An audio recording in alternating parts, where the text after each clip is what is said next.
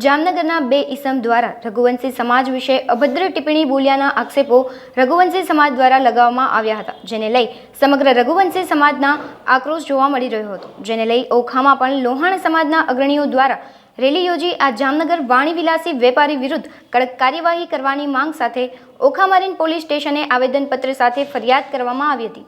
દ્વારકા જિલ્લાના ઓખા શહેરમાં અમારા રઘુવંશી સમાજમાં ખૂબ આઘાત અને આક્રોશની લાગણી જન્મી છે. કારણ કે જામનગરના એક બેકરીના સંચાલક અને માલિક એવા મનુભાઈ નામના વ્યક્તિએ પોતાના ધંધાના કારોબારમાં પોરબંદરના વેપારી લોહાણા વેપારી સાથે પોતાના ધંધાની લેવડ દેવડની બાબતોમાં લોહાણા જ્ઞાતિને લાંછન લાગે કે લોહાણા જ્ઞાતિને ન શોભે એવી ગાળો લોહાણા સમાજને આપી અભદ્ર ભાષામાં ખૂબ ઉપયોગ કરીને લોહાણા જ્ઞાતિને સમગ્ર રઘુવંશી સમાજને આઘાત લાગે એવા શબ્દો પ્રયોગ કર્યા અને એ ઓડિયો વાયરલ થયો.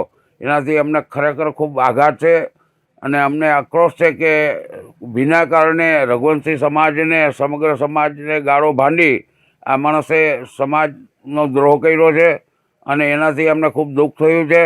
જેથી કરીને સમગ્ર હાલારના ગામે ગામની અંદર દરેક રઘુવંશી સમાજને એની આઘાતના કારણે સમાજ એકઠો થયો. અમારા સમાજની એકતા બહુ જંગી છે.